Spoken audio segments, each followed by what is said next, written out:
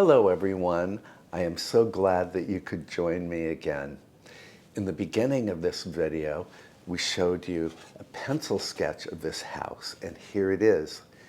This was drawn by a viewer named Dean Russell Hickey. He sent this for Christmas, and I was so touched. Just check out all of the details that he captured. Lizette and I were blown away when we saw this card, so thank you, Dean. Since Valentine's Day is around the corner, today I wanted to share with you my tips and recipes for what I consider a romantic dinner. I'm serving a vibrant beet soup for the first course, chicken cutlets that are topped with pesto and breadcrumbs for the main course, and an unusually delicious lemon tart for the grand finale. We're going to start with the dessert right after I move this card to a safe location. For the lemon tart dessert, the first thing we need is a tart crust that has been baked in a 9-inch removable bottom tart pan. Now, I made this tart shell earlier this morning, and I filmed the video for you.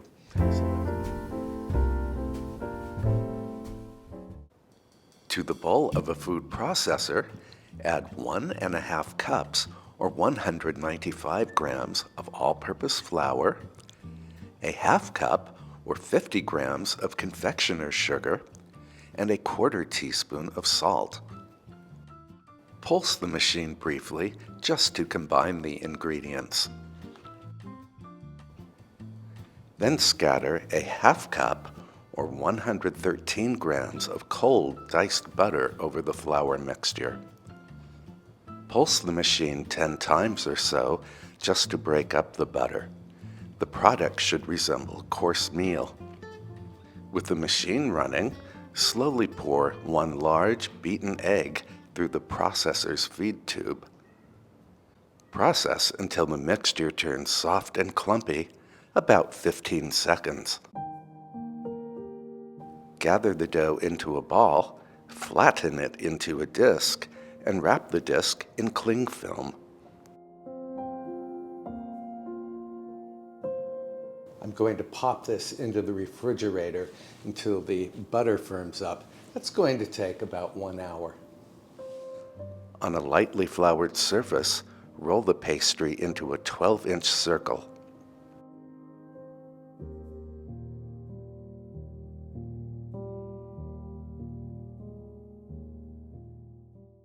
Gently ease the dough into a 9-inch diameter removable bottom tart pan.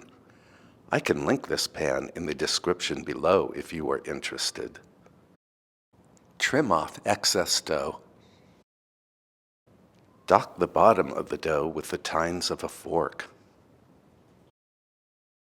To ensure the shell holds its shape while baking, cover it with a piece of aluminum foil, pressing the foil into the contours of the pan. Fill the lined shell with 2 pounds of dried beans. Chill for at least 30 minutes.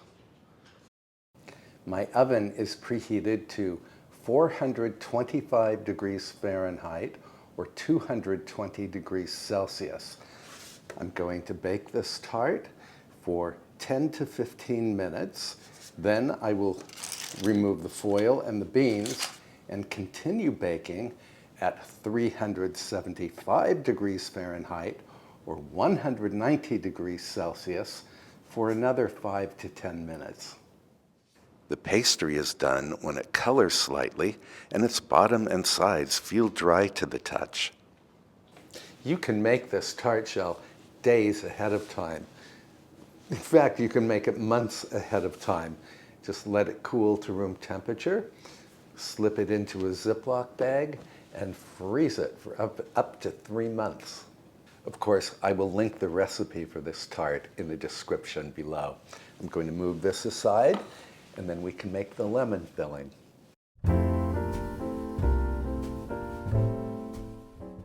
This lemon tart is unusual in that it uses a whole lemon. The peel, the pith, everything, except the seeds. Now, I was lucky enough to find seedless lemons at my local market. But if your lemon has seeds, just pop them out with your fingers. And I'm cutting the lemon into, roughly 1/4-inch slices. And my lemon was thoroughly washed. Throw the lemon slices into the bowl of a food processor.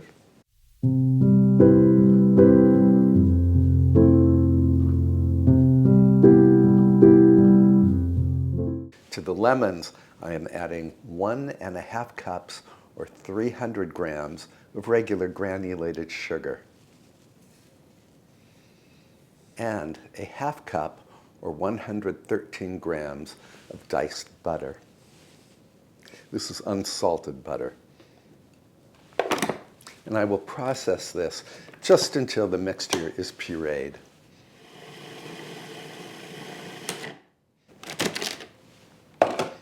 Now I'm adding 4 whole large eggs plus 1 egg yolk.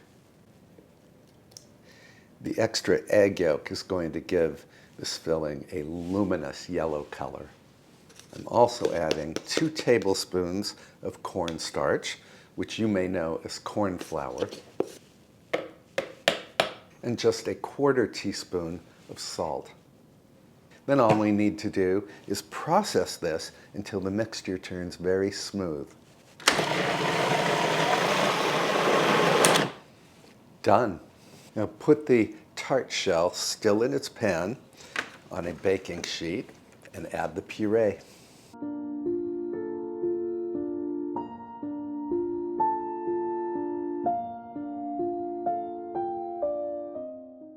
Now my oven has preheated to 350 degrees Fahrenheit or 180 degrees Celsius. I'm going to bake this tart until the filling is set. That's going to take from 35 to 45 minutes.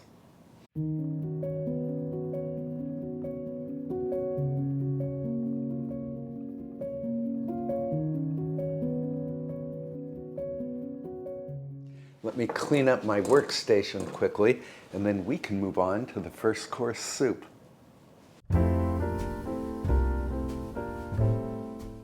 The soup is the same one that I made for a video last year for Valentine's Day. It's a fabulous beet soup. Now, the only change to the recipe is that I'm going to use canned beets instead of fresh. So I have beets drained from 2 15-ounce cans. That's 425 grams per can. And to thicken the soup, I'm using potatoes that you and I grew in last summer's garden. So you need 1 large potato, preferably a gold flesh potato. Since my potatoes are small, I'm using 2 of them. And you do need to peel the potatoes. I need to just roughly chop this potato. You can make this soup 2 or even 3 days ahead of time. Let's move over to the stovetop. I'm going to warm a glug of olive oil in this soup pot. Then I will add the equivalent of 1 chopped onion. This is the red onion that you and I grew and harvested from last summer's garden. As you might recall, we processed all of those onions in last week's video, and I put them in the freezer. Give the onions a stir so they are slick with the olive oil, and then cover the pot, lower the heat, and let the onions sweat until they are tender. That's going to take from 5 to 8 minutes. Now stir in the beets, the potatoes, 6 cups of unsalted vegetable stock. This is my own homemade stock. Salt, grinds of black pepper, and dried thyme. This is about ½ a teaspoon of dried thyme. Then I will bring this to a boil over high heat, and once it achieves a boil, I will lower the heat to a simmer, cover the pot, and let this cook until the potatoes are perfectly tender. That will take about 20 minutes. Our tart is ready. It was in the oven for exactly 40 minutes.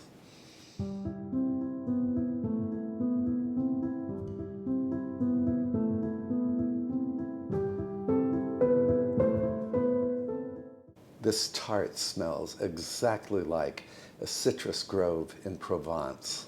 I'm going to let it cool completely before we unmold it and serve it. My potatoes are perfectly tender, so now we can puree this purple portrait in the blender. And I did let the soup cool for a bit. You can serve this soup hot, warm, or even cold. I think I'm going to serve it cold tonight. And if I did not mention it before, this entire meal can be made well ahead of time.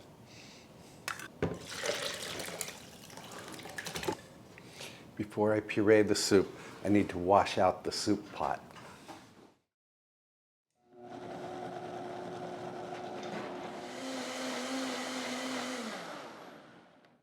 Looks beautiful. Now I want to add the juice from one lemon, just to brighten the soup. The color of the soup practically screams Valentine's Day. A taste.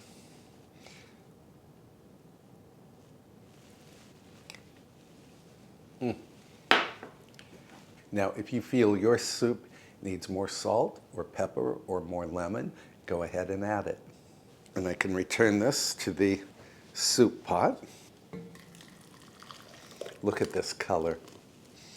I will let this cool to room temperature, and then I will pop it into the refrigerator. Before we move on to the main course, I need to bring Avery for a walk in the garden. It's snowing outside. I hope you will join us.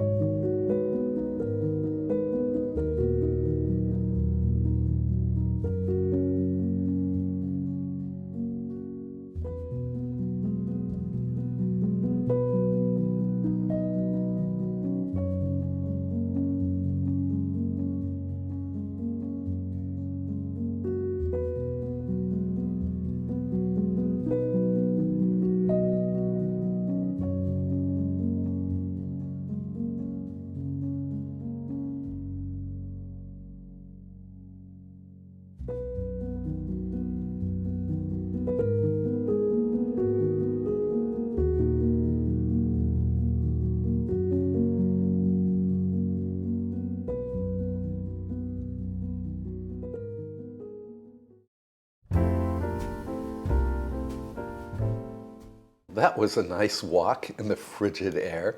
Now, I'm getting ready to make our main course, which is a pesto chicken. This is baked in one pan. You could use a deep tray or a braising dish or a large oven-proof skillet. This is from a recipe that I found online, and I will link that recipe in the description below. So the recipe says to start with 400 grams or 14 ounces of cherry tomatoes, and she says to cut them in half, so that is what I have been doing. I think this is a combination of cherry and grape tomatoes. And scoop these into the pan. Now, I selected this recipe because all of the ingredients appealed to me. To thicken the juices from the tomatoes, we are supposed to add 2 tablespoons of cornstarch. We also need to add some salt and pepper.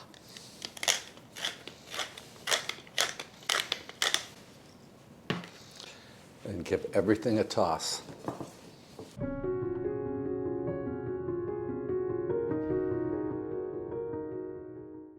I made one little boo-boo. The recipe said to use 1 tablespoon of cornstarch. I used 2. That's fine. I will have a thicker sauce. Now we need to combine a 1/2 cup of chicken stock. This is my own very gelatinous homemade chicken stock, plus 1 tablespoon of regular basil pesto.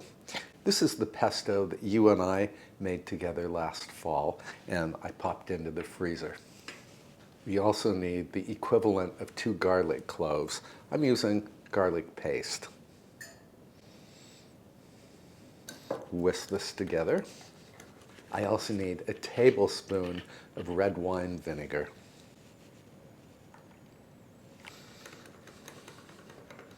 And then we simply pour this over the tomatoes.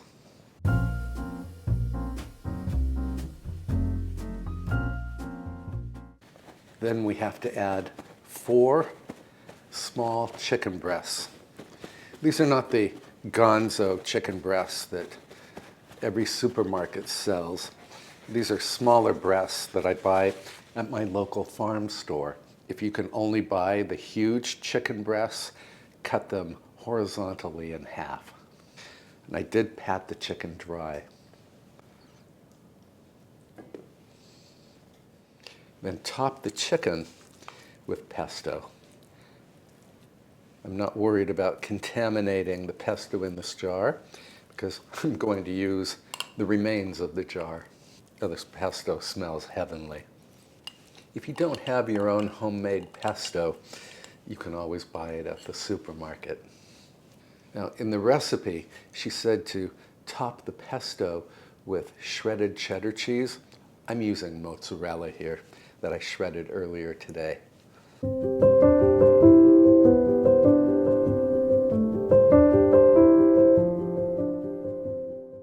Now, the recipe says to sprinkle the cheese with panko breadcrumbs. I don't have any panko here. I'm using seasoned breadcrumbs. So I am following the recipe somewhat, but not exactly. Then I will moisten the breadcrumbs with a little olive oil.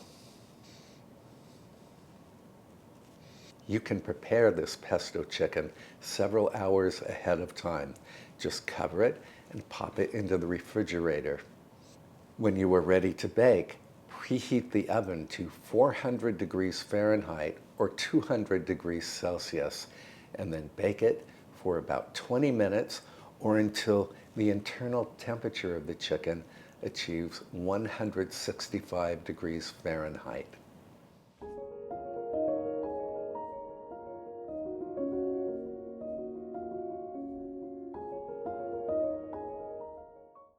While the chicken is baking, let's light a fire and set the table.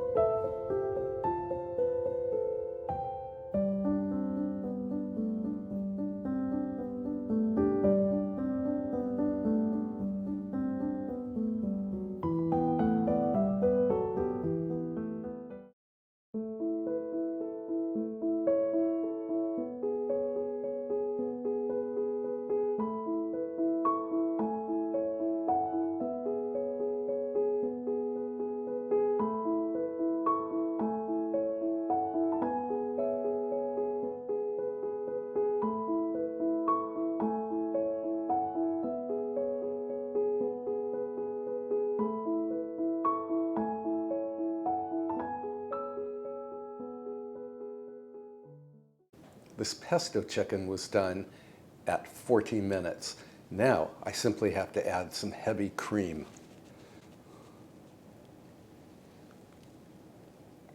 That's about 3 tablespoons. And then stir that in. Oh, this smells wonderful. We are not ready to eat just yet, so I'm going to pop this back into the oven, but at only 200 degrees Fahrenheit or 90 degrees Celsius, just so that the dish stays warm. And before I serve it, I'm going to garnish it with some fresh basil leaves. I like to plate the first course soup in the kitchen.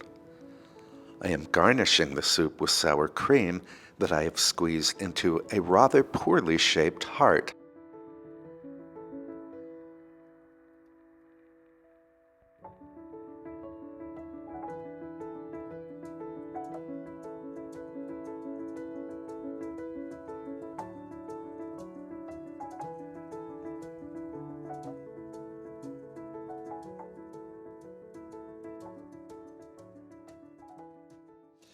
I cannot wait to tuck into the main course. I'm going to garnish it with some fresh basil leaves, or basil leaves. And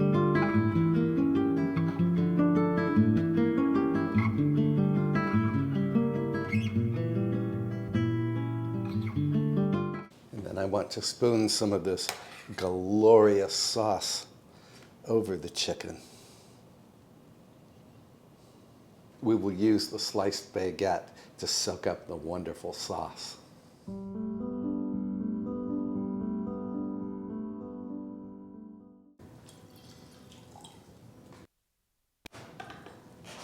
I had already tasted the soup. It was exquisite. So now I'm going to dive into this pesto chicken.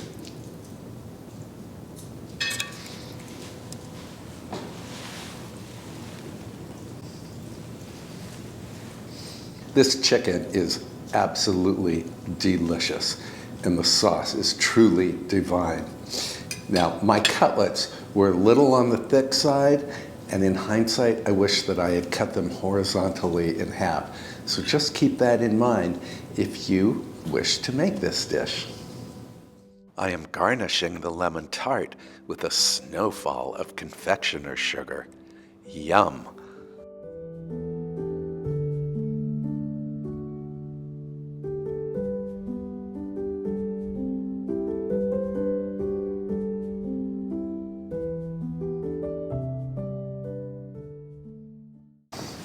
Here's the moment we've all been waiting for, the lemon tart.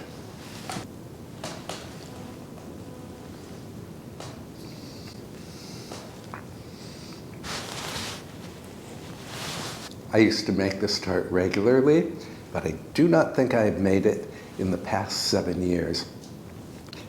It is utter perfection, and I hope you will give it a try. In fact, I hope you will give this entire meal a try, either for Valentine's Day or for a date night, or just whenever you feel like having a wonderful winter dinner. Thank you so much for spending time with me today. I truly appreciate your company. I can pop a couple of my other videos either up here or up here that you can enjoy between now and my next upload. In the meantime, please treat yourself well. Please try one or all of these recipes, and I will see you in the next episode. Chin chin.